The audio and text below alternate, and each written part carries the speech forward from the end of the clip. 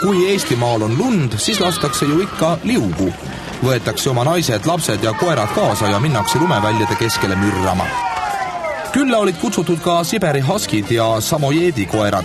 Koguneti Riisipere Aleviku tiigil. Toimubki Nissi vallas lihtsalt siuke heategevus vastlapäev. Et valla poolt siis külalist lahkus ja meie poolt siis heategevus. Heategevus, mis te pakute siis? Lastele rahvale kelgu sõitu siin koertega.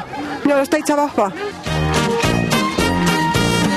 Rahvast vaatamata jahedale ilmale aga muud kui vooris.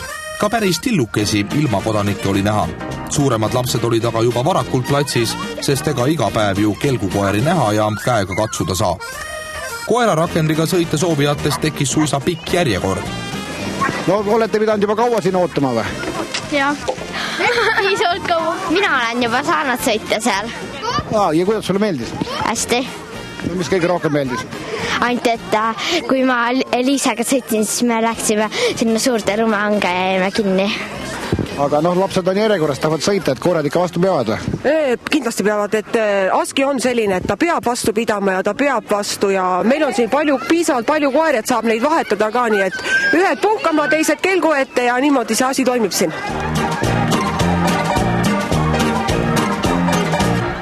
Lisaks niisama lustimisele soovisid Siberi Huskid Samojeedi koertega ka ühe vana kalavõla ära klaarida.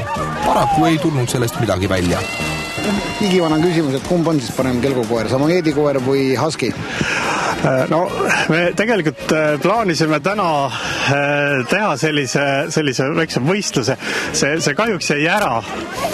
Selline väga konkreetne, ütleme, joonest jooneni selline võistlus, et ma ei tahaks nüüd nagu midagi halvasti öelda, aga igal juhul kes põnnama lõin, ei olnud mitte Huskid. Räägi, Husky mees. Samojeedi koerte peremehed selle jutuga nüüd küll ei nõustu.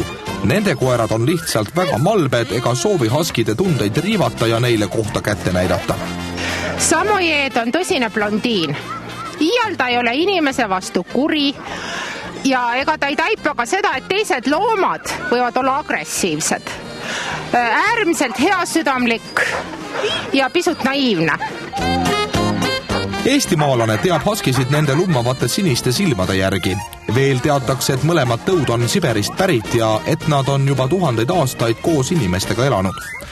Millega peaks inimene arvestama, kui soovib just sellist koera oma majapidamises silkamas näha? Tuleks arvestada kindlasti karvahooldusega, sest pikakarvaline ja lumivalge ikkagi vajab ka karvahoolduse osa. Ja peaks arvestama sellega, et Samojed on koer, kes ei sobi ei korterisse ja vajaks ikkagi vabalt jooksmist, et ei sobi ka kettipanekuks mitte mingid juhul. Aga toakoeraks ei kõlba? No nii nagu siin eelpool oli ka Samojeedidest oli jutt, et hästi ei kõlba, jah. Et mõned inimesed küll peavad, aga siis nad väga hoolsasti tegelevad, ütleme, koeraga vabal ajal, pakuvad talle palju sellist tegevust, eks ole, ja ütleme, seda tegelemist on tegelikult meeletult palju sellele tõule vaja. Kas tegu on ka muidu kalli tõu, kui palju maksab üks Husky kutsikas, kindlasti televaatajaid huvitab? No see on jah selline eelteema natukene, et ei taha nagu midagi ära hirmutada, aga ta on küllaltki kallis tõug ikkagi, et seal ütleme kuskil 15-20 000 vahel.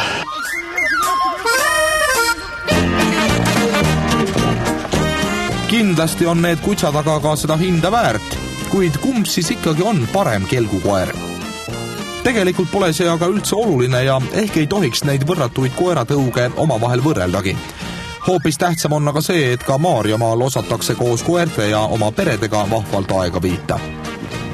Et elus tuleb kõik järgi proovida ja koerarakendiga ma ei ole veel sõitnud, et vahet pole, surm siinu Siberis.